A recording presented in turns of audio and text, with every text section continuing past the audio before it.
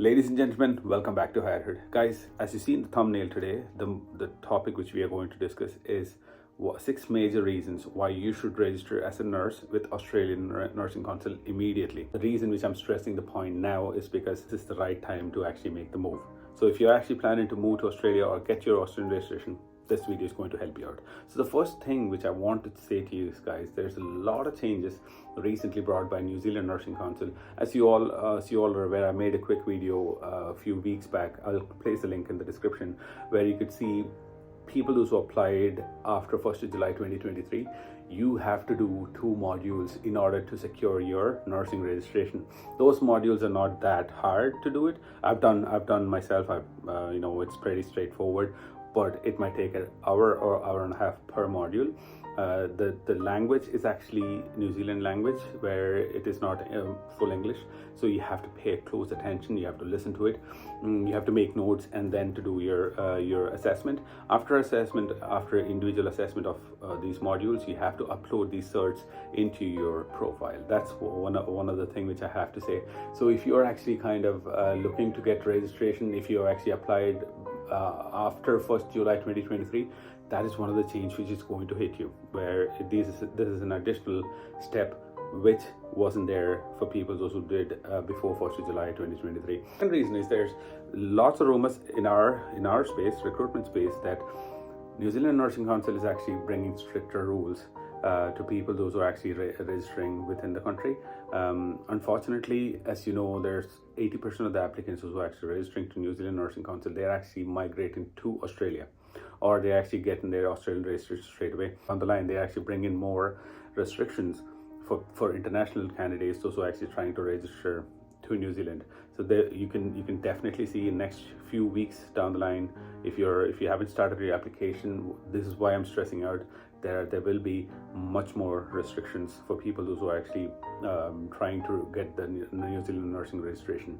So the moment there is no restrictions so far, you can as soon as you get your New Zealand registration, straight away within a week you will get your after registration. But down the line there will be changes. So this is another reason why I would highly recommend anyone to actually start their paperwork straight away. Third reason which I have to say is, unfortunately, there's thousands of applications going into New Zealand Nursing Council every single month, and there is that sort of huge demand at the moment, and which is leading to longer processing times.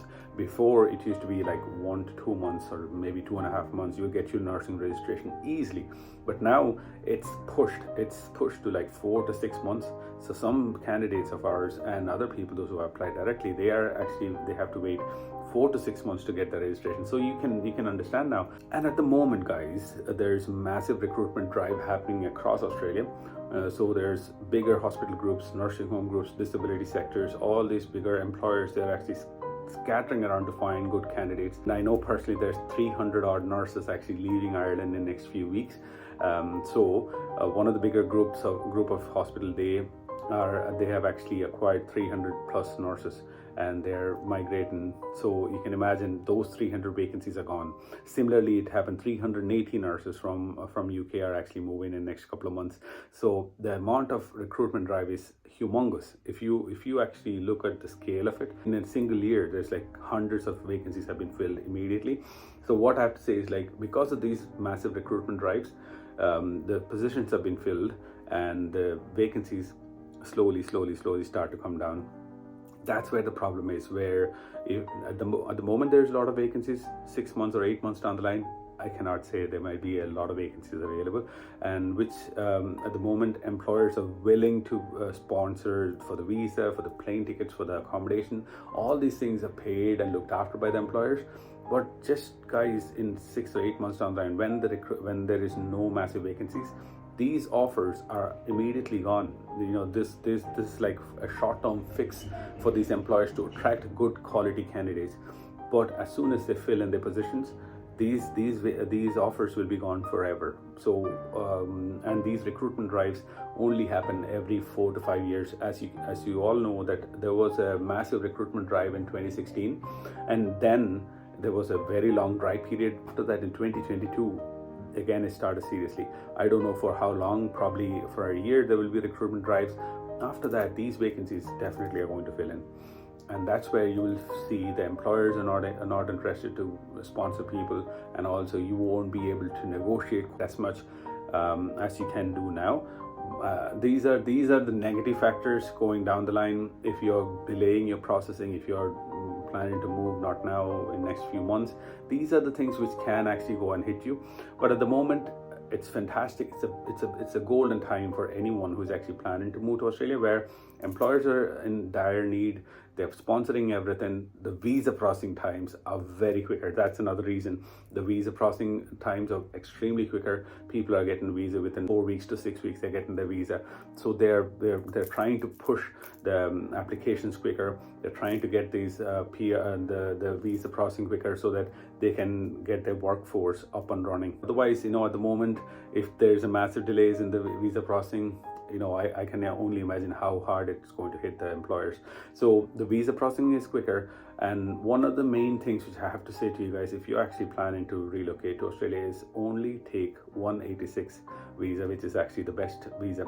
The reason is 186 visa is an employer sponsored visa which leads to permanent residency.